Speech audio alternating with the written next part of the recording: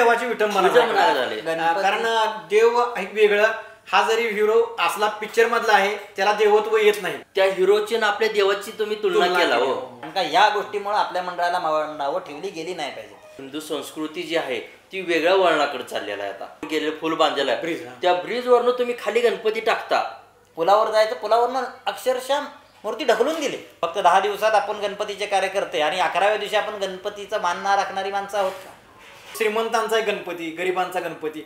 तर नमस्कार मंडळी, सागर हिट्स या चॅनलवरती तुमच्या सर्वांचं परत एकदा सहर्ष स्वागत. कारण आज आपण जो महत्त्वाचा विषय घेणार आहोत तो म्हणजे गणपतीच्या उत्सवासंदर्भातला आहे. भरपूर असे आपण इंटरव्ह्यू सुद्धा बघितले असतील, त्यामध्ये गणपतीच्या मंडळाने जी काही बाजू मांडलेली आहे ती आपण एकतर्फी आपण बाजू बघितलेली आहे. सर्वांची मंडळी ही चांगली आहेत, सर्व चांगलं आहे. पण गणपतीचा आता जे अलीकडच्या काळात विद्रुपीकरण झालेलं म्हणा किंवा गणपती वेगळ्या पद्धतीने जी काही मांडणी त्याची बदलत चालली आहे, बदलतं स्वरूप जे आहे ते कितपत योग्य आहे. आपण त्या गणपतीबद्दल जे काही सामान्यांच्या मनात आहे त्यांच्या भावनेचा कधीही आदर केला जात नाही किंवा त्याच्यावरती कोणीही बोलत नाही. तर जनसामान्यांच्या मनात त्याबद्दल काय आहे? आता का जो काही गणपती उत्सवांचा जे काही बदलतं स्वरूप आहे त्यामध्ये सुधारणा नेमकी मंडळाने केली पाहिजे की जनतेने केली पाहिजे की गणपतीचं जर नाव घेऊन राजकारण करणाऱ्या राजकर्त्यांनी केली पाहिजे, या सर्व विषयावर आज आपण सविस्तर आणि खुलासवारी बोलणार आहोत. आणि त्यासोबतच आपल्या इथं सांगलीचे देवानंद निमंगरे आहेत आपल्यासोबत आणि त्यांच्यासोबतच ते आहेत आप्पाजी निकम आहेत.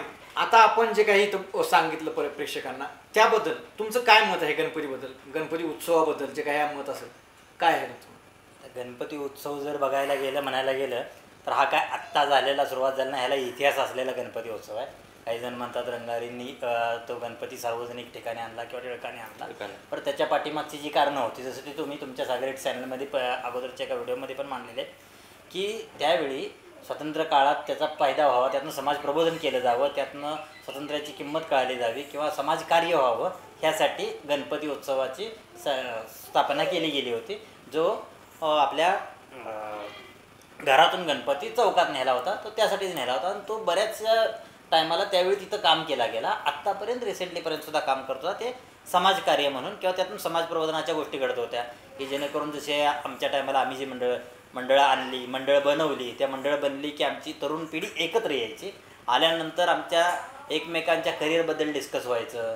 त्याच्यानंतर आज संध्याकाळी एखादा कोणता कार्यक्रम घेण्यात यावा, मग गावाकडली मंडळं आमची सगळ्या आमच्या आया बहिणी वगैरे येणार, त्या ते सवासनी जशा गाणं म्हणतात त्या होत होत्या गोष्टी. त्यानंतर कधी कीर्तनाचा प्रोग्राम केला जात होता, कधी मोफत शिबिर रुग्णांना तपासायची राबवली जात होती. ते एक काळ होता. आणि आत्तासुद्धा नाही असं म्हणता येणार नाही, बऱ्याचशा मंडळातनी आहे, परंतु काही मंडळातनी त्या गोष्टी कमी बघायला मिळतात. आता गणपती मंडळ ही सार्वजनिक मंडळ नसून ते एखाद्या राजकारण्याचं किंवा एखाद्या घराचं किंवा एक ठराविक स्वतःला वर्चस्व दाखवणाऱ्या माणसांचं किंवा त्या गटाचं आहे. तुम्ही आता बऱ्याच ठिकाणी चौकात जात असाल, एक चौक आहे, चौकाला 4 रस्ते असतात, त्या चौकात एकच गणपती बसण्यापेक्षा 4 रस्त्याला 4 मंडळं असतात. आता देवाभाऊ म्हणता की 4 रस्ता किंवा परत तिथे एक गणपती बसायला तिथं 4 गणपती बसायला लागले. हे थोडक्यात कसं आलं, आता गावाकडं आपलं ग्रामपंचायत एरिया येतोय, सिटीने कसं येते नगरसेवक म्हणजे एक पूर्ण एरिया. आता कसं आहे, एक ग्रामपंचायतमध्ये जवळपास 4 नगरसेवक झाल्यासारखं इथं नगरसेवक होती, म्हणजे एक वार्ड वेगळा, म्हणजे त्या वार्डात तर ती 4 गणपती बसवलं तरच ती राजकारणावाल्याला फायदा होणार. म्हणजे थोडक्यात ती राजकारणवाले सुद्धा त्यात फायदा घेऊ शकतात. राजकारणी सुद्धा त्याचा गणेश मंडळाचा गणेशोत्सव मंडळाचा राजकारणी सुद्धा फायदा घेतात. आता कसं आहे माहिती आहे का, थोडक्यात सगळीच मंडळ तसं पण नाहीत.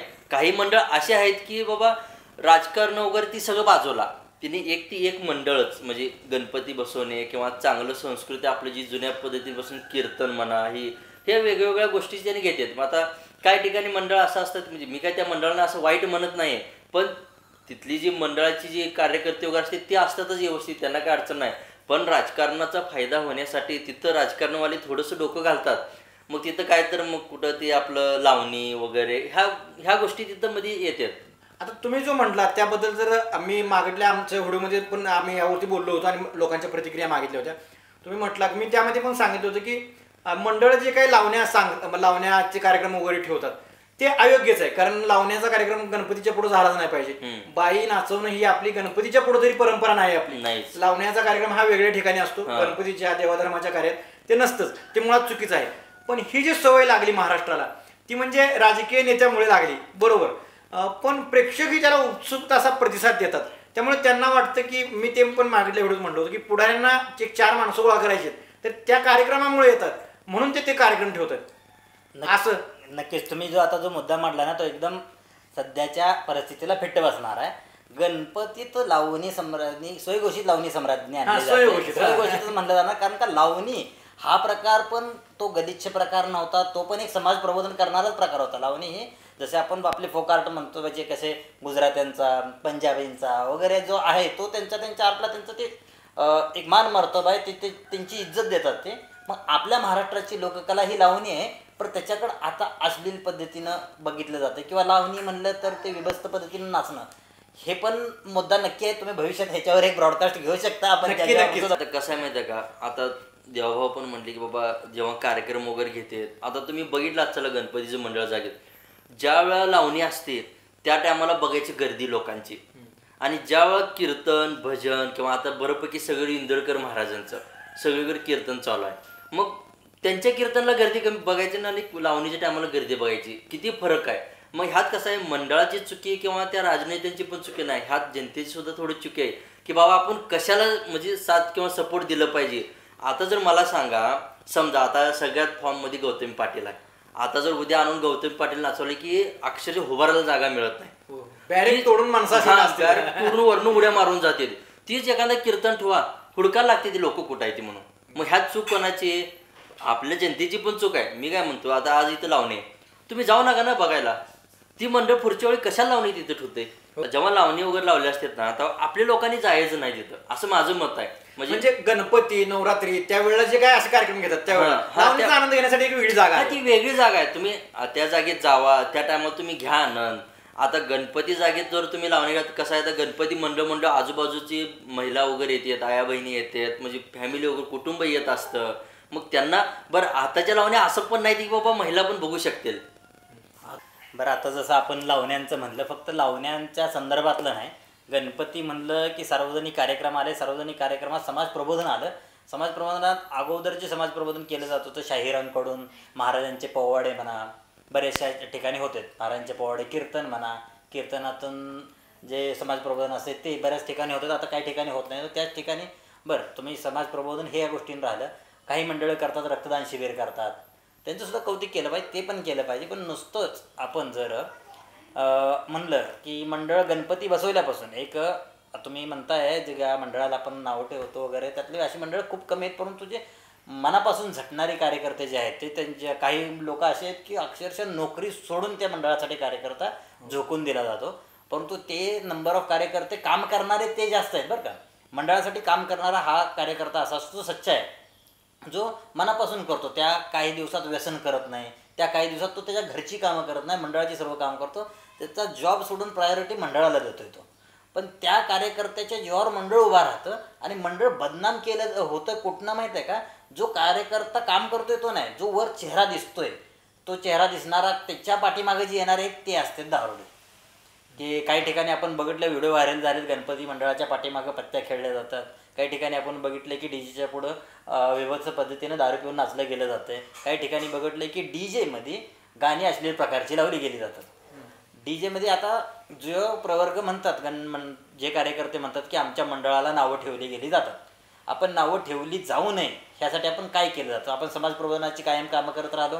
आपण कायम प्रत्येक गोष्टीत त्या गणपतीचं महत्त्व आणि त्या गणपतीचं पूर्ण काय म्हणतात डेकोरम म्हणते ते साजरा केलं जायचं पाहिजे, शास्त्रशुद्ध पद्धतीने केलंय का, आरती आहे का, त्याची मूर्ती किमान म्हणा. आता तुम्ही बघितलं चला भाऊ की मूर्त्यांचं काय प्रमाण आहे. आता मी मिरजत गेलतो म्हणजे ह्या वर्षीचे गणपती बघायला, म्हणजे बरेच ठिकाणी असं होतं की आता बाळूमामाच्या रूपातली मूर्ती होती सगळी, म्हणजे सेम तसंच पूर्ण बाळूमाचे. मग मान्य आहे गणपती पण ही देव आहे किंवा आपण एक विसर्जन करतो त्याला की 10 दिवसानं 11 दिवसानं 7 दिवसानं, पण त्याच्या मागचे एक सायंटिफिक वेगळं आहे त्याचं रिझन किंवा आपली हिंदू संस्कृती पद्धत. पण ही जी आता आपली देवदेवता आहेत म्हणजे बाळूमामाच म्हणा किंवा काय जणी आता महादेवाच्या रूपात सुद्धा आता हनुमानाच्या रूपात मूर्त्या आहेत, श्रीरामाच्या रूपात मूर्त्या आहेत. आता ती बंद झालं अलीकडे, आपलं छत्रपती शिवाजी महाराजांच्या रूपात पण मूर्ती आणायला लागलेली. मग बरोपैकी लोकांनी आपली संघटनांनी विरोध केला की बाबा ही नाही, ही चुकीच आहे. करू नये. मग त्या गोष्टी बंद झाल्या. पण आता ती सगळं बाजूला राहिलं. आता देवचं पण राहिलं. आता काय झालं मूर्ती म्हणजे ती KGF किंवा ती आता जी नवीन पुष्पा असा सुद्धा गणपती आणि ती बाहुबली. तुम्ही कुठल्या गोष्टी कुठे घेऊन चाललाय. आता यात दोन प्रकार आहेत. जो फिल्म इंडस्ट्रीच्या तर्फे जर समजा KGF, बाहुबली किंवा जो रॉकी भाई अमुक तमुक तो पिक्चर लावला जातात, त्याच्यात तुम्ही देवाची विटंबनाच केल्यासारखं झालं. ही स्पष्ट देवाची विटंबना झाली. कारण देव वेगळं, हा जरी हिरो असला पिक्चर मधला आहे त्याला देवत्व येत नाही. अहो तुम्ही काय केला थोडक्यात, त्या हिरोची आणि आपल्या देवाची तुम्ही तुलना केला. हो बरोबर. तुलना म्हणण्यापेक्षा सगळ्यात महत्वाची गोष्ट अशी काय आहे की आपण जे मंडळ बसवतो, गणपती बसवतो, गणपती शास्त्रशुद्ध पद्धतीने बसला गेला का? मग ह्या गोष्टीला सच्चा कार्यकर्ता जो होता ना, जो आपले काम वगैरे सोडून झगडतो ना, त्यांनी ह्या गोष्टीला विरोध केला गेला पाहिजे. कारण का ह्या गोष्टीमुळे आपल्या मंडळाला नावं ठेवली गेली नाही पाहिजे. नुसतं तुम्ही जे आता म्हणला देवाचं, आता समजा शंकराच्या सानिध्यातली आपण मूर्ती आणली किंवा देवीच्या ह्याच्यात पण आहे, शिवाजी महाराजांच्या ह्याच्यात आहे किंवा हनुमानाच्या ह्याच्यात आहे, आपण फक्त गणपतीचं विसर्जन करतो. त्याच्याबरोबर त्या ज्या स्वरूपाची मूर्ती आणली त्याचं पण विसर्जन करतो. आपण आपल्या शास्त्राचं त्या देवींचं विसर्जन करतो का, त्या देवांचं विसर्जन करतो का? म्हणजे विसर्जन करण्याची पद्धत ही फक्त गणपतीत आहे. गणपती जर आपण त्या मूर्तीत ठेवला तर आपण न त्या देवाचंच विसर्जन करतो. हे आपल्या शास्त्रात नाही.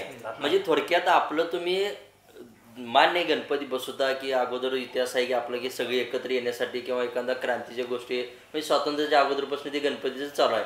पण ते आता गोष्टी अशा चालल्या की म्हणजे एकत्र येणं ह्या गोष्टीच नाहीत. म्हणजे तुम्ही पूर्ण आपलं हिंदू संस्कृती जी आहे ती वेगळ्या वळणाकडे चाललेलं आहे. आता मगाशी ह्यांनी पण म्हटले की बाबा तिकडे पत्ते खेळते ते वगैरे हे, मग ती तुम्ही गोष्ट करण्यापेक्षा आपली बऱ्यापैकी असे म्हणजे खेळ आहेत. म्हणजे चेस खेळा, म्हणजे उद्या ती पोरं कुठं स्पर्धेमध्ये भाग घेऊ शकेल, किंवा कॅरम खेळा तुम्ही, किंवा कुठे एखादा स्पर्धा वगैरे चालल्या की त्या स्पर्धामध्ये आपण काय का तुम्हाला मी आता तुम्ही आता ह्याबद्दल म्हटल्याबद्दल तुम्हाला थोडं एक वाक्य जोडतो की काही मंडळ अशी सुद्धा आहेत, रांगोळी स्पर्धा, खो खो स्पर्धा भरवतात.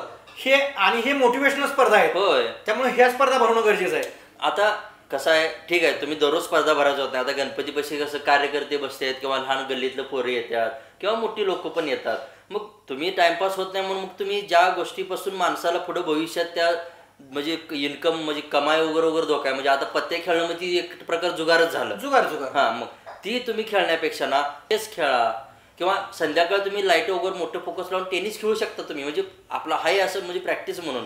आता बरोपैकी टेनिसचे क्लासेस आहेत, म्हणजे 10,000 रुपये देऊन फी देऊन भरतेत. आता मी तुम्हाला इथे थोडं थांबवतो.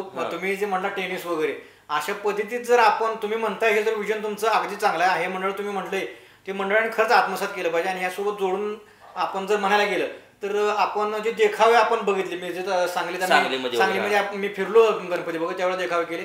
तर तुम्ही म्हणताय त्याप्रमाणे जर बघायला गेलं तर आपले शिवकालीन मर्दानी खेळ आहेत, मर्दानी खेळांचं जरी प्रदर्शन त्यांनी ठेवलं तरी अगदी त्या मर्दानी खेळ जे आता आपले लोप पावत चालले, म्हणजे शिवकालीन दंड चालणे असेल, लाठीकाठी असेल, तलवारबाजी असेल किंवा एव्हन कराटे सुद्धा ठेवलं तरी चालेल. कारण आता जे बलात्काराचं प्रमाण वाढलेलं आहे त्याबद्दल जरी केलं तर हे किती मोठं समाज प्रबोधन गणपतीच्या माध्यमातून होऊ शकते. अहो तुम्ही याचा एक अंदाज पकडा. 11 दिवस आहेत आपल्याकडे. 11 दिवसात आपण 11 पद्धतीनं समाज प्रबोधन करू शकतो. जे तरुण आता एक मंडळ राहिलं की प्रत्येक विचारसरणीचा माणूस असतो. त्यात जो स्पोर्ट पद्धतीचा आहे, एका दिवशी स्पोर्टचा जो नामांकित असेल तुमच्या मंडळातला, ज्याला त्यातला अनुभव असेल त्याचं वक्तव्य ठेवा एका दिवशी. आता हल्लीच्या काळात जर इन्व्हेस्टमेंटबद्दल बोलायचं म्हणलं, आता बरीचशी तरुण पिढी कमवती परंतु इन्व्हेस्टमेंट माहीत नाही त्यांना. त्यासाठी त्यांचं एखादं लेक्चर ठेवा एखाद्या दिवशी. सगळ्या लेडीजना जे आवडणारा मुद्दा आहे किंवा लेडीज ज्या मुद्द्यासाठी संघर्ष करतात त्या मुद्द्यावर एखादं लेक्चर ठेवा. हे बलात्काराच्या प्रकारावर एखादं लेक्चर ठेवा. 11 दिवसात 11 पद्धतीनं आपण समाजाला प्रबोधन करू शकतोय. हे मंडळाने आत्मसात केलं पाहिजे. आणि हे बऱ्याचशा कार्यकर्त्यांना करायचं असतंय, परंतु कार्यकर्ता हा मनापासून झगडतो पण त्याचं नाव कुठं पुढं येत नाही. जिथं नाव पुढं असतंय आणि त्याला मताचं किंवा कोणाला कशाचं राजकारण काय करायचं असतं आणि ज्या गोष्टीवर आपल्याकडे पब्लिक जास्त जमा होते त्या गोष्टी केल्या जातात. जसं लावणी म्हणा, जसं डीजेचं विभक्त पद्धतीनं नाचणे म्हणा, कोणत्याही पद्धतीचं. आता जर लेझर लाईटा वगैरे बऱ्याचशा डॉक्टरांनी स्टेटमेंट दिले की बाबा ह्या लाईटी लावू नका, डोळ्यांची कायमची नजर जाऊ शकते. मग ह्या गोष्टीवर मंडळाने अवेअरनेस वाढवला पाहिजे. कारण का अवेअरनेस किंवा समाज प्रबोधन हे मंडळांचं काम आहे. मंडळांनीच अवेअरनेस त्यात दाखवला पाहिजे त्या देखाव्यात की ह्या गोष्टी करू नका, याच्यामुळं तोटा होतोय. इवन काही मंडळांनी असं पण दाखवावं की आपण जो गणपती बसवतो त्या गणपतीतलं शास्त्रशुद्ध पद्धत काय, गणपती कसा असावा, त्याच्या सोंड कुठणी कोणत्या बाजूला असावी, त्याच्या हातात मोदक कोणत्या हातात असावा, तो जो नाग बांधलेला गेलेला जातो तो पोटाला आहे का, ह्या गोष्टीचं पण प्रबोधन करू शकतो आपण. त्याच्यानंतर दुसरी गोष्ट म्हणलं तर आता प्लॅस्टर ऑफ पॅरिसच्या गणपतीच्या मूर्त्या बसतात. हो, मी त्या मुद्द्यावरती येणारच होतो तुमच्याकडे, कारण जे काही आता गणपतीच्या मूर्त्याबद्दल बोललं जाते आणि आपण हाही विषय घेणार आहोत. म्हणजे मित्रांनो, मी तुम्हाला एक सांगतोय ह्या मध्ये की आपण फक्त मंडळांची चूक सांगत नाही. आपण काही मंडळ चांगलंच काम करत आहेत, पण जे मंडळ जी चांगली कामं करत आहेत ती मंडळ सुद्धा आहेत. पण आपल्याच धर्माला नावं ठेवायला ही आम्ही काही नावं ठेवण्यासाठी हा व्हिडिओ बनवत नाही, पण जी काही आपल्यावरती बोट करतायत ते आपल्यातलीच मंडळी आहेत किंवा ज्यांच्यामुळे बोट केलं जातो तो विषय सुद्धा आपल्यातलाच आहे. तर त्यांना सुधारण्याचं काम हे आपलंच आहे, म्हणून हा व्हिडिओ करतोय. आणि यामध्ये जे काही आपण प्रबोधन करायचं आहे ते या माध्यमातूनच प्रबोधन करणार आहोत, तरच ती आपल्या गोष्ट लक्षात येणार आहेत. आपल्या चुकावरती सुद्धा आपणच बोललं पाहिजे, त्यावरती प्रबोधन सुद्धा आपणच केलं पाहिजे आणि ही काळाची गरज आहे. ह्या उत्सवांना एक वेगळं वळण लागलं जाईल आणि ते आपल्या कोणत्याही धर्माच्या किंवा शास्त्राच्या चौकटीत नसेल अशी परिस्थिती एक वेळ निर्माण होऊ शकते. त्यामुळे आपण यावरती बोलत आहोत आणि त्यावरती आपण चुका म्हणण्यापेक्षा चूक सांगत नाही, तर त्यावरती आपण पर्याय काय करू हे आपण बघणार आहोत खरं तर. त्यामुळे ही चूक आहे असं म्हणू नका, तर यावरती पर्याय काय करता येईल हे जास्तीत जास्त आपण यावरती लक्ष घेणार आहोत. यासाठी आपण या दोघांना बोललं आहे आणि त्यावरती त्यांनी आतापर्यंत तरी विशेष सांगितलं आहे. पण आता मूर्त्या कशा बसवणार आहोत आपण त्यावर सुद्धा या दोघांकडून आपण माहिती संपूर्ण घेणार आहोत. त्यामुळे व्हिडिओ हा शेवटपर्यंत बघा, कारण असा इंटरेस्टिंग होणार. आणि तुमच्या काही कमेंट असतील तर ते आम्हाला कमेंट बॉक्समध्ये नक्की सांगा. आता सागरभाऊ, तुम्ही जसं म्हणला की आपण नावं ठेवत नाही, खरोखर नावं ठेवत नाही. आम्हाला पण तळमळीनं वाटतं की आपल्या धर्माच्या आपला हे गणेशोत्सव जो आहे साजरा केला जाणारा, याला कोणीही नावं ठेवू नये. आपण त्या पद्धतीने केलं गेलं पाहिजे. ह्याच्या पाठीमागचं कारण आता जरी सर तुम्ही सांगितलं आपण बोलणारच आहे मूर्तीबद्दल, परंतु मला एक विनंती अशी करायचं आहे, जे मंडळ आहेत तुमची, काही मंडळ 50 वर्ष 60 वर्ष जुनी आहेत, त्या मंडळात आता सध्याला जे जुने माणसं आहेत, जे आपले वयस्कर आहेत किंवा जे वडीलधारी माणसं आहेत, त्यांनी त्यातला सहभाग कमी केला आहे. का कमी केला आहे ह्याच्या पाठीमागचं कारण तुम्हीच समजून घ्या. ज्यांनी सहभाग कमी केला आहे त्यांनी सहभाग कमी करू नका, कारण तरुण पिढी आहे ही तुमच्याकडनं शिकली गेली जाते. तुम्ही शिकवा की मुलांनो ही गोष्ट चुकीची केली जाते, आम्ही ह्या गोष्टी करत होतो, मुलांनो ती गोष्ट चुकीची केली जाते, आम्ही ह्या गोष्टी करत होतो. पण असाही प्रश्न आहे की आता ती तरुण पिढी जुन्यांचा ऐकत नाही, आता तो काळ गेला असं म्हटलं जाते, मग काय करायचं त्याला? मग त्या तरुण पिढींनी मग हे ऐकण्यासाठी तयार राहावं की आपल्याच एका गल्लीत मंडळात तुम्ही बऱ्याच ठिकाणी बघलं गल्लीत मंडळ बसतं, त्यांना न बोलणारी भरपूर आहेत, ह्यांनी किती जरी केलं तरी ऐकत नाहीत. त्यांच्या तोंडावर आपल्या मंडळातल्या सच्च्या कार्यकर्त्यांनी चपराक मारण्याची गरज आहे की आम्ही किती शास्त्रशुद्ध पद्धतीने केलं जातो, त्याचा आम्ही डेकोरम किती चांगल्या पद्धतीने साजरा केलं जातो, त्याची किंबहुना ज्यावेळी विसर्जन होतं नुसतं गणपती बसवणं आणि गणपतीचं विसर्जन करणं हे मंडळाचा कार्यक्रम राहत नाही, तर विसर्जनानंतर पण आपण जी बसवलेली जी श्रद्धेनं किंवा आत्मीयत भावनेनं जी मूर्ती बसवल्या त्याची विसर्जनानंतरची होणारी किंवा विसर्जन करताना होणारी विटंबना सुद्धा आपल्या सच्च्या कार्यकर्त्यांनी थांबवली गेली पाहिजे. आणि आता दुसरी गोष्ट, जर आता तुम्ही मूर्तीचा विषय काढला, आता म्हणजे मी अक्षरशः डोळ्याने बघितलेली गोष्ट आहे बरं का, की एवढ्या मोठ्या मूर्त्या आणतात की अक्षरशः 30-30, 40-40 फुटाच्या मूर्त्या असतात. मग विसर्जनची पद्धत काय? आपण जाऊन खाली पाण्यात वरून 1, 2 ते 3 वेळा म्हणजे तिसऱ्यांदा गणपती खाली पाण्यात सोडायचा. पण अक्षरशः मी आता म्हणजे नाव घेत नाही त्या एरिया सिटीचं किंवा ह्याचं, की मी बघितलेलं डोळ्यानं की खाली नदी वर फुलावर म्हणजे जी रोड गेलेलं फुल बांधलेलं आहे त्या ब्रिजवरनं तुम्ही खाली गणपती टाकता. काही मंडळ अशी पण आहेत की उत्तम पद्धतीने मिरवणूक काढली, 10-12 तास मिरवणूक काढली, तुम्ही त्या नदीच्या पुलापर्यंत आला, खाली जाऊन विसर्जन करायला जास्तीत जास्त अर्धा तास धरून चालू. तुम्ही 12 तास मिरवणूक आपण 2 तास धरून 12 तास मिरवणूक काढल्या, मग त्याचं शास्त्रशुद्ध पद्धतीने विसर्जन का केलं गेलं जात नाही? तुम्हाला त्यावेळी का घाई होत्या की विसर्जनाच्या वेळी की आपण नदीच्या त्या पुलावर जायचं, पुलावरनं अक्षरशः मूर्ती ढकलून दिली. मी बाहेर पुढे बघितले सोशल मीडियावर काही व्हिडिओ आहेत. मी काय म्हणतोय, तुम्हाला तेवढ्या मोठ्या मूर्तीचं खाली जाऊन विसर्जन करायचं होतं ना, मूर्ती छोटी घ्या तुम्ही. त्या मूर्तीला तेवढं तुम्ही 50-50 हजार घालण्यापेक्षा ना 10,000ची मूर्ती घ्या. राहिले 40,000 मध्ये तुम्ही कुठेतरी आपली हिंदू संस्कृती किंवा जे आपलं भजन कीर्तन ह्या गोष्टी ते आलेत ना, ह्या कार्यक्रम घ्या ना तुम्ही त्या पैशाचं. आणि त्या गोष्टीत दुसरी अपवाद जसं म्हणला ना, अशी मंडळं आहेत आणि अशी ही मंडळ आहेत. माझ्या संपर्कातलं एक मंडळ आहे माझ्या एका मित्राचं, त्या मंडळात ती मूर्ती शाडूच्या मातीची बनवली गेली जाते आणि नुसती शाडूच्या मातीत बनवत नाहीत ते मूर्ती, त्या मूर्तीमध्ये धान्य किंवा एक आपणाला भविष्यात जे झाड लावायचं आहे ना त्याचं बी घातलं जातं. त्याचं बी घातलं जातं आणि ती मूर्ती अशी विसर्जित केली जाते. त्या मूर्ती जिथं आपण ते झाड लावायचं ना त्या ठिकाणी एक तळ्यासारखं डबरं काढलं जातं, तिथं पाणी भरलं जातं, त्या डबऱ्यात त्या मूर्तीचं विसर्जन केलं जातं आणि तिथंच ते झाड उभं राहतं आणि ते आपल्या पर्यावरणाचा ऱ्हास पण नाही, आपल्याला एक झाड लागलं, आपल्या गणपतीची विटंबना नाही झाली. नाहीतर बरेचसे प्लास्टर ऑफ पॅरिसच्या मूर्त्या तुम्ही बघताय, आज तुम्ही विसर्जन केलं, दुसऱ्या दिवशी त्या कशा भरल्या गेल्या जातात तुम्ही बघत नाही, पण भरल्या गेल्यानंतर त्या कुठं टाकल्या जातात ह्या सुद्धा तुम्ही बघत नाही. अक्षरशः त्या डम्पिंग यार्डमध्ये टाकल्या गेल्या जातात. मग आपल्या मंडळाचा सच्चा कार्यकर्ता म्हणून तुमची ही जिम्मेदारी नाही आहे का? किंवा बाकी नुसत्या मंडळाचा सच्चा कार्यकर्ता नाही, बाकी समाजातील जे मंडळात जात नाहीत त्यांची सुद्धा पण ही जिम्मेदारी नाही का की मंडळातल्या माणसांना जाऊन सांगणे की भावांनो विसर्जन करताना ह्या पद्धतीनं करा, आपण बसवताना शाडूच्या मातीची मूर्ती बसवली पाहिजे आणि त्याच्यानंतरची ही विटंबना होऊ राहील. फक्त 10 दिवसात आपण गणपतीचे कार्यकर्ते आणि 11व्या दिवशी आपण गणपतीचा मान राखणारी माणसं आहोत का?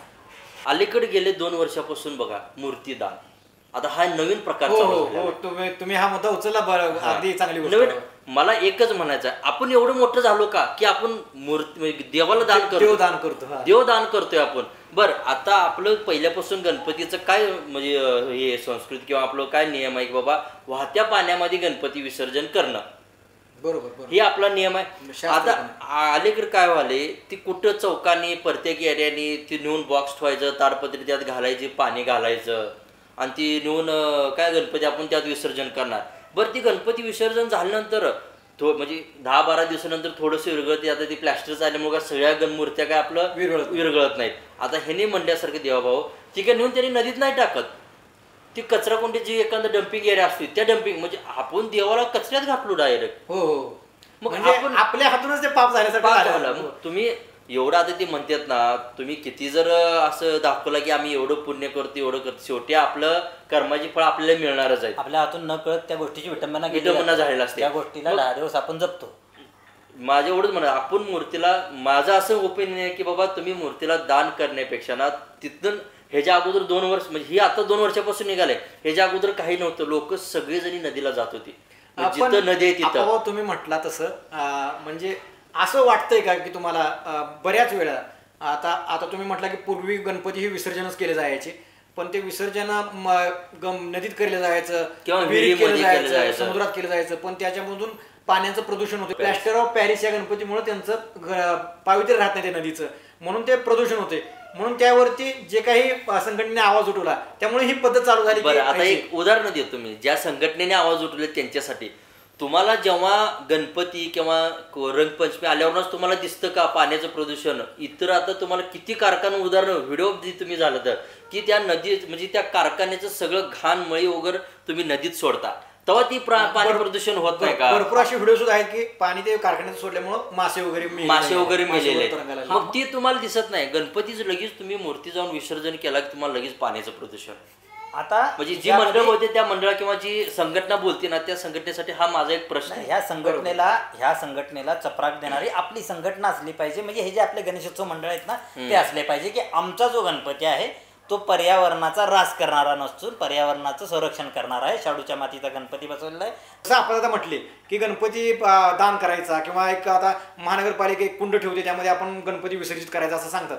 तर ते सांगितल्यानंतर आता पुण्याची पण एक न्यूज आहे की त्या जे काही दान केले होतं ते गणपती ज्या वेळेला डिस्पोज होतात किंवा ज्या वेळेला विरघळलं जातात ती माती खड्डे बुजवायला वगैरे वापरलेली आहे, डम्पिंग एरियामध्ये टाकले. यावरती बऱ्याच हिंदू संघटनेने सुद्धा आवाज उठवलेला आहे. तर असे भरपूर असे प्रकरण घडतात. मग तुम्ही दान घेताय, मूर्ती जी काही दान घेताय, तुम्ही दान घेतलेली मूर्ती जी काही अशी आहेशी राहणार आहे त्याला रंगरंगोटी करून परत तुम्ही विकता. मग त्या पैशाचं केलं जातंय काय याची सुद्धा तुम्ही यादी लावा. महानगरपालिका असो किंवा कोणी दान घेते त्याची यादी लावा. तुम्ही ते डिस्पोज कसं करता याची व्हिडिओ बनवून टाका ना सोशल मीडियावरती. म्हणजे असे प्रश्न उठवतेत ते बंद केलं जाईल. कारण ही एक प्रकारची एका भावनेशी खेळल्यासारखं आहे, एखाद्या धर्माच्या भावनेशी खेळल्यासारखं आहे.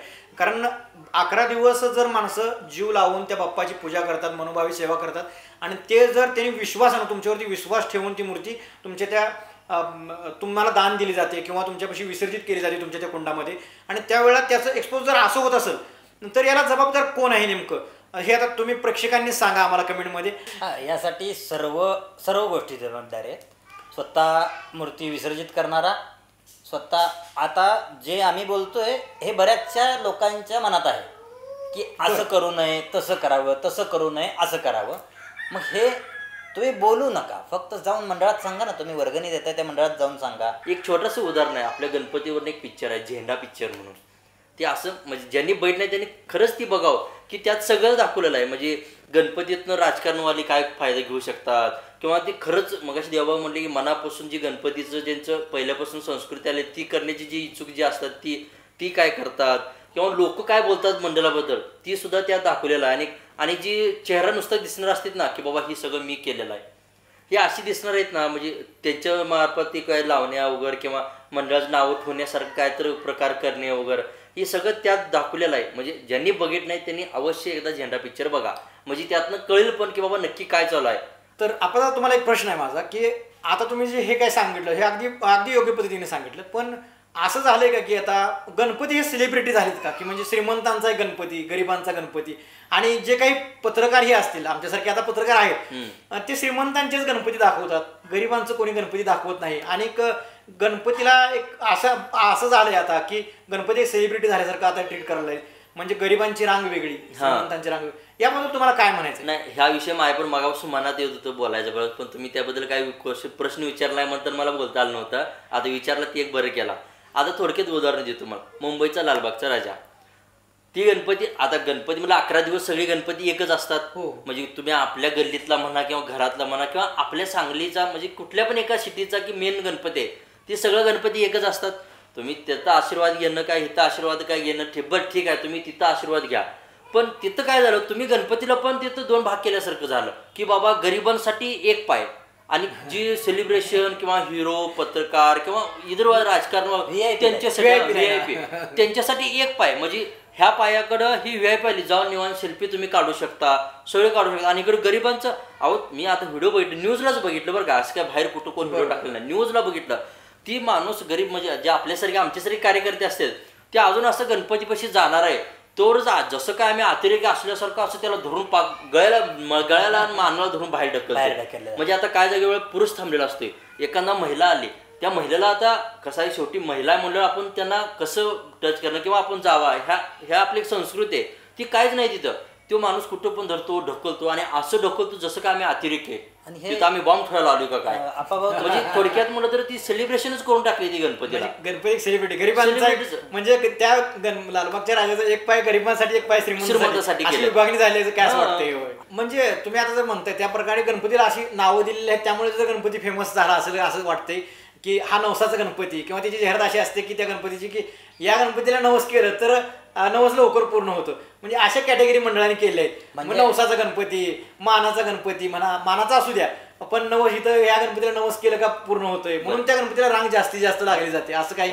तुम्ही विचारला हा क्वेश्चन मी त्याच्यावर उत्तर देतो. आता सगळी म्हणते की बाबा तिथं जाऊन मग आपले टोटल 8 अष्टविनायकचे गणपती जे आहेत म्हणजे प्रत्येक राज्यात मग तुम्ही त्या सगळ्याला कशाला जाता, एकाला जाऊन तुम्ही पडा ना. आता गणपतीपुळे म्हणा, सगळी म्हणली गणपतीपुळेचं लय नवस पडते, मग तुम्ही गणपतीपुळे जा का 8 गणपती करताय, बाकी 7 का गणपती करताय. मग सगळ्याला तुम्ही सामानच धरा ना की हीच नवसाला पोते असणार, सगळ्याकडे गणपती एकच, फक्त तुमची दृष्टिकोन बदलले. आता मला त्यात ते सांगायचं आहे, जो घरात बसतो तो पण गणपतीच, मंडळात बसतो तो पण गणपतीच, मोठ्या गणपती मंदिरात बसतो तो पण गणपतीच आणि मोठ्या मंडळात बसतो तो पण गणपतीच. मग त्या गणपतीला श्रद्धेनं गेलं पाहिजे. हा गणपती असा आहे म्हणून गेलं नाही पाहिजे. पण त्या गणपतीला तसा आहे म्हणून त्यांनी स्वतःना त्यांचा गणपती तुम्ही म्हणल्यासारखं सेलिब्रिटी तर केला नाही का. मग तेच आता वाटतंय की गणपती एक सेलिब्रिटी टाईप झालं एक म्हणजे आता मंडळात. आता असं जर बघायला गेलं तर सांगलीतली माणसं सुद्धा असो किंवा इव्हन बीडमधली असो किंवा कुठली असो, लालबागच्या राजाचा असो किंवा मोठ्या पुण्यातल्या गणपती दगडूशेठ गणपती वगैरे यांचं आकर्षण जास्त असतं त्याबद्दल. म्हणजे त्या गणपतीला अनिल अंबानी तिथं जातोय किंवा एखादा हिरो तिथं जातोय म्हणून आपण पण तो गणपती बघितला पाहिजे. म्हणजे एक सेलिब्रिटी तिथे जाते म्हणून आपण तिथं जायचं असं एक वर्गीकरण केलं आहे गणपतीमध्ये. म्हणजे गणपतीला सेलिब्रिटी करून ठेवलेला आहे. तो जाऊन आला तिथं म्हणून मला एकदा लालबागचा गणपती बघायचा आहे किंवा तो जाऊन तिथं आला सेलिब्रिटी मोठा म्हणून मला दगडूशेठ बघायचा आहे. मग तो जर माझ्या घरात आला तर माझ्या घरात येतील, बहुतेक येतील सुद्धा वाटतंय मला. म्हणून म्हणलं लोकांना गणपतीचे श्रद्धेनं जाण्यापेक्षा गणपती कोणत्या गणपतीला जातो हे महत्वाचं झालंय. म्हणजे आता डिजिटल युग आल्यामुळं जर अंबानी तिथं गेलाय म्हणजे मीही लालबागला जाऊन आलोय असं गावात सांगण्यासाठी असं सुद्धा होऊ शकते. आता गणपती तुम्ही म्हणला जसं अष्टविनायक आहेत, 14 ज्ञानांचे आणि 64 कलांचा गणपती आहे, विघ्नहर्ता आहे. तो विघ्नहर्ता प्रत्येक मूर्तीत आहे. प्रत्येक मूर्तीला त्या श्रद्धेनं तुम्ही जर पाया पडल्या गेल्या, त्या श्रद्धेनं त्याला पूजलं गेलं, त्या श्रद्धेनं त्याचं स्थापना आणि त्या श्रद्धेनं त्याचं जर विसर्जन केलं गेलं, जितका तुम्हाला लालबागचा गणपती पावणार आहे तितका तुमच्या घरापुढचाही पावणार आहे, बरोबर. तुमच्या मंडळातलाही पावणार आहे. त्यामुळं गणपतीचं सेलिब्रेशन करून माझं सांगणं असं आहे की मी गणपतीच्या भक्तांना किंवा कार्यकर्त्यांना किंवा मंडळांना नावं नाही ठेवायचं. मला हे सांगायचं आहे की आपल्या मंडळांना, आपल्या कार्यकर्त्यांना किंवा आपल्या भक्तांना नावं ठेवणारी ज्याही बोटं आहेत त्यांना बंद करण्यासाठी जी कारणं आहेत ती कारणावर आपण गणपतीच्या मंडळांनी काळजी घेतली पाहिजे, जेणेकरून कोणीही आपल्याला नावं ठेवू नये. बरं, आता एक तिखट असा प्रश्न तुम्हाला दोघांनाही मी विचारतो, म्हणजे तुम्हाला त्याचा राग पण येईल आणि आला तरी हरकत नाही. कारण काय आहे, तुम्ही इतक्या वेळ दोघांनीही सांगितलं की असा गणपती तसा गणपती, ह्या मंडळाचं असं त्या मंडळाचं असं, मंडळाचं जाऊ द्या सोडून द्या, तुम्ही तुमच्या घरात मग कसा गणपती बसवताय? तुम्ही आता सांगितलं की शाडू माती, प्लॅस्टर ऑफ पॅरिस वगैरे याच्यावरती आता तुम्ही सांगितलं. मी तुम्हाला डायरेक्ट विचारतो की तुम्ही घरात कसा गणपती बसवताय, हे जरा आम्हाला प्रेक्षकांना आणि मलाही ऐकून घ्यायला जरा बरोबर. आता सांगायचं म्हटलं तर आता घरी गणपती आम्ही पण बसवतो. तुम्ही कधीही आमच्या पुढच्या वेळेला गणपती जी आता व्हिडिओ बघतील किंवा सांगलीतली जी आसपासची लोक आहेत, मी विजयनगरला राहायला आहे, मी पुढच्या वेळेला गणपती बसलो ना, तुम्ही येऊन बघा की बाबा आम्ही गणपती कसं बसवतो आणि विसर्जनच्या टायमाला पण बघा की आम्ही मूर्ती कुठं जाऊन विसर्जन करतो आणि कसं विसर्जन करतो. कसं आहे, आता आम्ही एवढं जगाला सांगायला लागलो म्हणून आम्ही पण तीच करणार. आता काय जणी म्हणते ती बाबा ही एवढंच सांगायला लागले ती ह्यानी स्वतः तसं वागते ते का? त्यामुळेच मी तुम्हाला हा प्रश्न केला होता. मला त्याच्या पाठीमागे एक बोलायचं आहे की आमचं पण एक वय होतं. मी मगाशीच जो मुद्दा मांडला की जे वडीलधारी माणसं आहेत त्यांनी मंडळात जाऊन सांगणं काम बनतं त्यांचं आणि तरुणांना ऐकणं काम बनतं. ज्यावेळी आमचं तरुणाचं वय होतं त्यावेळी आमच्या पण मंडळात एक वेळ प्लास्टर ऑफ पॅरिसचा गणपती बसला गेला होता. त्यावेळी गणपती विसर्जन करायला स्वतः मी आत गेलो होतो, आपल्या कृष्णा नदीच्या घाटावर गेलो होतो. गणपती आत विसर्जन करायचं म्हणून दोघं धरून गेलो आत, बऱ्यापैकी आत गेलो आम्ही, कारण का आम्ही नदीत पोहलेली माणसं असल्यामुळं जाता येतं. तिथं विसर्जन केला गेला गणपती. मला आजसुद्धा ते हर्ट होतं की आता सध्याच्या माया पायाला जाणवते ती गोष्ट की मी ज्यावेळी विसर्जन केला गणपती येताना मी पोहत आलो आणि जिथं पोहता येत नाही तिथं पाय टेकावा लागतो. पाय टेकल्या जी गणपतीच्या मूर्त्या लागल्या, मला तिथं पाय द्यायचा नव्हता, लागलं जाणवलं. म्हणजे आता सध्याला माझं मन भरून येते ते सांगताना की इथं पाय ठेवायचा नाही, पण मला पर्याय नव्हता आणि मी काठावर येईपर्यंत फक्त गणपतीच्या मूर्त्याच होत्या. त्यावेळी ज्यावेळी मी त्यावेळीच ठरवलं की मी ज्यावेळी गणपती बसवीन त्यावेळी ही विटंबना होते ना, त्यासाठी मी दरवेळी हेच सांगायला लागलो की विसर्जनानंतर आपल्या जे गणपती बाप्पा जे विघ्न हरतात त्यांची विटंबना होऊ देऊ नका.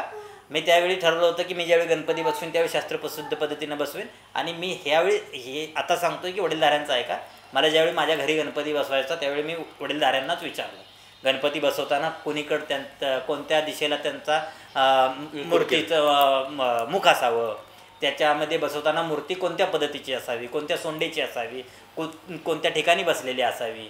नंतर त्याच वेळी मी ठरवलं होतं की मी बसवणार शाडूच्या मातीचं. मी माझ्या घरात गणपती बसवताना पूर्ण ते शास्त्रशुद्ध पद्धतीनं असेल त्या पद्धतीची काळजी घेतो. आणि जी मला माहीत नाहीत ज्या गोष्टी ह्या कशा केल्या जावा, कुठं बसवावा, कोणत्या दिशेला तोंड करून बसवा, हे माझ्या वडीलधाऱ्याकडून किंवा जो जाणकार आहे त्यांना विचारलं गेलं जाते. त्यामुळे तुम्ही सातत्यानं मगाशी सुद्धा सांगत होते मंडळातल्या कार्यकर्त्यांनी विचारावं वडीलधाऱ्यांना, किंवा मंडळातले कार्यकर्ते एखादी गोष्ट चुकीची करत असेल तर वडीलधाऱ्यांनी येऊन सांगावं. हे आपलं कर्तव्य बनतं आहे की आपण जे आपलं आराध्य दैवत आणतोय, आपलं जे विघ्नहर्ता आणतोय ते तुमचे सगळे विघ्न हरवून टाकणारा आहे. त्यामुळे त्याचं पूर्ण तुम्ही पावित्र्य जपलं पाहिजे, ह्याची मी पूर्ण काळजी घेतो. शाडूच्या मातीची गणपती बसवतो, गणपतीची मूर्ती बसवतो, तो फक्त मी 2 महिना अगोदर ऑर्डर दिली गेली जाते. मला साधारण मी पहिल्यांदा ज्यावेळी शाडूच्या मातीची मूर्ती घ्यायचं असं ठरवलं आणि गेलो त्यावेळी कोणत्या मला मूर्ती संग्रहालयात किंवा मूर्ती जिथं दिल्या जातात ना, मूर्तीवाल्याकडं मला मूर्तीच भेटली नाही. त्यांनी म्हणले ह्याला कमीत कमी 2 महिना आधी ऑर्डर द्यायला लागत्या, जर आम्ही बनवून ठेवल्या तर माणसं घेऊन जात नाहीत, ज्यांनी ऑर्डर देतात त्यांनाच मिळत्या. त्यामुळे 2 महिना अगोदर जाऊन तुम्ही ऑर्डर द्या, सांगा की आम्हाला ह्या पद्धतीची तुम्ही सांगताय त्या पद्धतीची बनवून देतात ते. आणि आत्ता सध्याला असे छान मूर्तिकार आहेत जे प्लास्टर ऑफ पॅरिसची जितकं फिनिशिंग आहे ना त्याच्यापेक्षा सुद्धा चांगलं फिनिशिंग हे शाडूच्या मातीच्या मूर्तीवर करून देणारे मूर्तिकार आहेत. आणि हे मंडळांनी पण केलं गेलं पाहिजे. आणि ह्याची सुरुवात जे घरात गणपती बसवतो तिथून झाले पाहिजे. मी आत्ता मगाशीच सांगितलं की मी ज्यावेळी गणपतीचं पहिल्यांदा विसर्जन करायला गेलो, येताना जे मला नको आत्ता सध्याला सुद्धा त्या गोष्टीला 10 वर्ष होऊन सुद्धा मला अजून आठवतं आहे. आणि ते ज्यावेळी आठवेल त्यावेळी माझा कंठ दाटून येतो. त्या गोष्टी घडायला ह्या मंडळाच्या मूर्त्या नव्हत्या तिथं खाली. काठाला मंडळाच्या मूर्त्या नसतात ना, मोठ्या असतात, आत असतात. ह्या घरगुती गणपतीच्या मूर्त्या होत्या. त्या ज्या काय गणपतीच्या मूर्त्या होत्या तुमच्या पायाला लागल्या ते काय तुम्ही मुद्दामून केलेले नव्हते सोडा, त्यामध्ये काय हे नाही. पण तुम्हाला ज्या पायाला त्या मूर्त्या प्लॅस्टर ऑफ पॅरिसच्या होत्या, त्यामध्ये विरघळल्या नाहीत. तुम्ही जी मगाशी संकल्पना सांगितली की शाडूच्या मातीची मूर्ती, आता ही सर्वांनीच बसवली पाहिजे. खरं तर सर्व मंडळांनी ही गोष्ट मनावर घेतली पाहिजे. फिनिशिंग जरी चांगलं नसेल तरी आपला गणपती हा सेलिब्रिटी करायचा नाही किंवा देखावा म्हणून करायचा नाही, चांगला दिसला पाहिजे असं नाही. आणि चांगले दिसतात त्या मूर्त्या. मी यांच्या घरातल्या गणपतीचे फोटो मला देतील, मी तुम्हाला दाखवतो स्क्रीनवरती, ते बघा तुम्ही. पण ती जी संकल्पना होती, जी चांगली संकल्पना आहे, त्यामध्ये जे काय होतं ते आपण यांच्याकडून जाणून घेऊया की ती संकल्पना काय, शाडूच्या मातीचा मूर्ती जी बसवतोय त्यामधलं मूळ उद्देश काय आणि तो विसर्जित केल्यानंतर किती वेळात विरघळतोय. शाडूच्या मातीचं विसर्जन म्हणलं तर मी विसर्जन केलं, 10 मिनिटाच्या आत जाऊन बघितलं तर त्यावेळी त्या पूर्ण शाडूच्या मातीच्या मूर्तीची माती झाली होती. 10 मिनिटात? 10 मिनिटात. आणि तुम्ही वाहत्या प्रवाहात केला तर ती माती वाहून जाते आणि बरोबर त्याची पूर्ण पवित्रता जपली गेली जाते. त्यामुळं ते कोणाच्या पायाला जरी लागेल तर त्याची विटंबना होत नाही. आपलं आराध्य दैवत आहे, त्याची विसर्जनानंतर पण विटंबना न होण्याची जबाबदारी ह्या प्रत्येक घरातल्या गणपती बसवणाऱ्याची आणि प्रत्येक मंडळातल्या गणपती बसवणाऱ्याच्या मंडळातल्या कार्यकर्त्यांची जबाबदारी आहे आणि ती पूर्णपणे पार पाडा. माझी हीच विनंती आहे. आम्ही जे बोलतो, परखड बोलतो, आम्हाला पण गणपती आमचं आराध्य दैवतच आहे, त्यांच्यासाठी आम्ही पण बसवतो. पण त्याचं कुठंतरी बाजार होऊ नये, त्याचं कुठंतरी सेलिब्रेशन होऊ नये. त्याच्या आपल्या मंडळाच्या दिशेनं बोट करणारे जे हात आहेत त्यांना एक कारण आहे म्हणून बोट करतात. तर तुम्ही कारणच दिलं गेलं नाही तुमच्या मंडळात की बोट करण्यासारखं, तर ते कशाला आपल्या कार्यकर्त्यावर किंवा आपल्या मंडळावर किंवा आपल्या गणपतीवर, आपल्या गणपतीच्या 11 दिवसात केल्या गेणाऱ्या सेलिब्रेशनवर बोट करण्यासारखं तुम्ही कोणतेही कार्य करू नका, जेणेकरून आपल्याला कोण नावं ठेवणार नाही. जे हल्ली जे म्हणतात ना, गणपतीचे कार्यकर्ते जे आहेत गणपती मंडळाचे, ते बिनकामी आणि रिकाम टेकडे म्हणतात, असं म्हणलं गेलं नाही पाहिजे कार्यकर्त्यांसाठी. कार्यकर्ता हा आपलं घर सोडून, आपला जॉब सोडून, इव्हन आपली झोपसुद्धा सोडून मंडळासाठी कार्य करतो. परंतु त्याला नावं ठेवण्या पाठीमागचं कारणसुद्धा आपण देऊ नये, म्हणजे नावं ठेवली गेली जाणार नाहीत. मंडळाच्या कार्यकर्त्याबद्दल जरी बोलायचं म्हटलं किंवा मंडळाचे कार्यकर्ते असतील, अध्यक्ष कार्यकारिणी जे असतील त्याबद्दल जरी बोलायचं म्हटलं तरी असं आहे की त्यांच्या गणपती बसवताना ज्या काही परवानग्या असतात पोलिटिशियनच्या, त्या सर्व परवानग्या काढाव्या लागतात. आणि आपण म्हणतोय मंडळ, पण मंडळाच्या मागे जी काही लागणारा पायाभूत जी काही मंडळाचे कार्यकारिणी आहे त्यांच्यावरती खूप मोठी जबाबदारी असते गणपती बसवताना. ते अगदी गणपती आणण्यापासून, स्टेज रवण्यापासून, त्या ज्या काही परवानग्या आहेत, मिरवणुकीच्या असो, देखाव्याच्या असो, जे काही परवानग्या असतात त्या सर्व परवानग्या त्यांना शासनाच्या अधीन राहून काढाव्या लागतात. आणि गणपती मंडळ जे काही गणपती बसवतात यानंतर गणपती मंडळ चूक करत नाहीत, पण त्या गणपती मंडळात आलेली, नाचायला आलेली दारुडी असतील किंवा काहीतरी असभ्य पद्धतीने नाचतात, काही असभ्य वर्तणूक करतात, त्यामुळे गणपती मंडळ बदनाम होतातच. पण त्यानंतर त्या गणपतीला जे काही गालबोट लागलं जातं त्यानंतर नोटिसा ह्या त्या गणपती मंडळाच्या अध्यक्षांना येतात. त्यानंतर गणपती असेही काय गणपती मंडळ झाले की करून गेलं दुसरंच आणि भोगायला आलं मंडळांना. त्यामुळे गणपती मंडळांच्या अध्यक्षांना त्यावेळी तडीपारसुद्धा राहावं लागतं. इतकी मोठी त्यांच्यावरती जबाबदारी असते गणपती मंडळाच्या अध्यक्षावरती, त्या कार्यकारिणीवरती.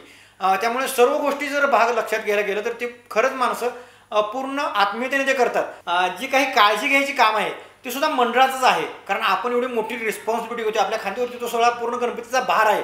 आपल्यावर नावं ठेवली नाही पाहिजे, ही काळजी आपणच घ्यायला पाहिजे. त्यामुळे डॉल्बी पशी असो, सगळीकडे आपली माणसं पुरवली पाहिजेत आणि आपण ती खरंच काळजी घेतली पाहिजे. कारण गणपतीचा कार्यकर्ता, हा मंडळाचा जो कार्यकर्ता आहे तो उद्याचं समाजाचं प्रबोधन करणाराच राहिला पाहिजे. आणि ते समाज प्रबोधनाचं जे आपण काम करतोय ते त्या पद्धतीनंच राहिलं पाहिजे आणि ते अविरत चालू राहिलं पाहिजे, ही सुद्धा आपलीच जबाबदारी आहे. त्यामुळे त्या पद्धतीनं काम त्या पद्धतीनं काम चालूच ठेवा आणि त्याची फक्त दक्षता घ्या. जसं देवाभावाने सांगितलं, आपाभावाने सांगितलं त्याप्रमाणे. आणि आपाभावाचा अजून एक प्रश्न आहे, त्याबद्दल ते सांगतीलच. नाही, आता तुम्ही बोलला त्याच्यावर मला ती प्रश्न निर्माण झाला की तुम्ही म्हणलं की पोलिसांचं परमिशन काढायला लागतं किंवा त्यांना लेटर द्यायला लागतं.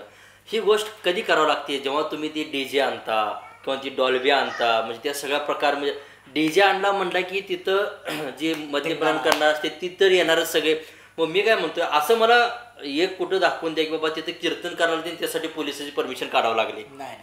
बरं, तुम्ही ढोल ताशा गणपती मिरवणुकी काढायला लागला त्याला तुम्हाला परमिशन घ्यावं लागले, असं कुठं ऐकलं का? कधी नाही. जिथं डीजे आहे तिथंच तुम्हाला परमिशन घ्यावाची गरज पडलेली आहे. मग तीच आता आपला सांगलीचा जे गणपती आहे त्यांचं म्हणजे आता पारंपरिक आलेलं आहे पहिल्यापासून की तुम्ही अजून पण बघताय त्यांच्या गणपतीचा मूर्ती छोटीच असते, एकदम छोटी. आपण जी घरात बसवतो ना तेवढीच मूर्ती असते, पण त्यांच्या पुढचं जे मिरवणूक काढतात ना, म्हणजे ती ढोल ताशा असतं, काय ती जुन्या पद्धतीची हलगी असते, किंवा ती आपलं काय म्हणजे पारंपरिक वाद्याचे सगळे असते. मग ह्या गोष्टीला लोक अजून का नाव ठेवतात? अक्षरशः पाय ठेवायला जागा नसतो, ती गणपतीसाठी जाते ते बघायला. मूर्ती छोटीच असते, पण बघायला जाते ते का, की जी पारंपरिक वाद्य आलेलं आहे त्या सगळ्या गोष्टी असते तिथं. बरोबर. आता तुम्ही जे सांगितलं तुमच्या गणपतीत सांगितलं, तसं सोलापूरला सुद्धा लेझिमचे मंडळ बसवलं, न्यूजला येतोय त्यांचं लेझिम पूर्ण वाजवलं. आधी मोठा ताफा असतो त्यांचा लेझिमचा, तो पूर्ण घेऊन त्यांनी गणपतीचं विसर्जन करतात. असं जर, आणि त्याला बघण्यासाठी भाविकांची गर्दी भरपूर आहे. म्हणजे डॉल्बी लावलं तरच माणसं येतात, ही एक अंधश्रद्धा आहे खरं तर. आता तुम्ही डॉल्बी लावल्यावर बघा, जी बघायला आलेली असते ना ती डॉल्बी समोर जाऊ नका, असं कानात बोट घालून बसले असते. आपण बघितलं त्यावेळेला कानात कापसाचे गोळे घालून मग तुम्ही डॉल्बी लावून का उपयोग? तीच तुम्ही वाद्य लावा किंवा आपलं ढोल ताशा लावा वगैरे, हे लावा ना. लोक हौशीने ऐकत. वाद्य ढोल ताशापेक्षा काही मंडळ असे आहेत जे आपले वारकरी संप्रदायाची जी जो इतिहास आहे ना, त्याच्या वारकरी संप्रदायाच्या टाळ मृदुंगांच्या ह्याच्यामध्ये तालात सुद्धा गणपतीचं विसर्जन केलं जातं. मंडळ करतात. तुम्ही म्हणतात दोघं पण म्हटलं तसं, त्यापैकी जर बघायला गेलं वारकरी संप्रदाय आले होते त्याबद्दल एक अर्धा मिनिटात आपण बोलूच, की वारकरी संप्रदाय हा किती दिवसापासून आहे, दिंड्या किती येतात, पंढरपूरपर्यंत जातात माणसं, कोणतेही अश्लील गाणं नाही, डीजे नाही, पारंपरिक वेश, आणि फक्त गळ्यात एक टाळ, मृदुंग वाजवणारा एक माणूस, आणि त्याच्या गजरावरती माणसं कैक मैल चालत तिथपर्यंत जातात. कोणाला आळस नाही, कंटाळवाण नाही, आणि शेजारची जी गावं आहेत त्यांना सुद्धा त्याच्याबद्दल काही तक्रार नाही. अगदी उत्साहापणे त्यांचं स्वागत करतायत. त्या गजरात अगदी नाहून जातात पूर्ण. अगदी ते म्हणजे विठ्ठल सुद्धा नाचायला येत होता कीर्तनात, असं म्हटलं जाते. आपली अशी परंपरा आहे. म्हणजे डॉल्बी ही आपली परंपरा नाही, डॉल्बीमुळे समाधान वाटते असं नाही. आपली दिंडी हीच गणेशोत्सव मंडळांना दाखवून देते की जर तुम्हाला तुमच्या भाषेत जर म्हणायचं झालं सेलिब्रेशन, नाच गाणं किंवा जे आनंद लुटायचा आहे, त्यासाठी एक टाळ आणि एक मृदुंग सुद्धा बास होते. काही म्हणतात ना, डॉल्बी लावल्याशिवाय आपला गणपती विसर्जन कसा करायचा, टाळ मृदुंगांच्या ह्याच्यात नाही करत का ते? तर मंडळ करतात, त्यांचं जातोच ना भरपूर. आता तुम्ही मग अशी उदाहरण सांगितलं सांगलीच्या गणपतीचं, पारंपरिक वाद्यात तुम्ही घेऊन जाते आणि जागा उभारायला जागा नसते, इतकी गर्दी असते. म्हणजे माणसांना ते बघावं वाटतंय. आपली पारंपरिक वाद्य विसरत चालले. पारंपरिक अगदी कितीतरी वाद्य आहेत, लेझिम असेल किंवा ढोल ताशे असतील, तुम्ही हलगी मगाशी म्हणता ते हलगी असतील, भरपूर अशी पारंपरिक वाद्य आहेत. ती जर तुम्ही आता या प्रदर्शन केलं तर त्यांच्या सुद्धा पोटाला अन्न मिळेल.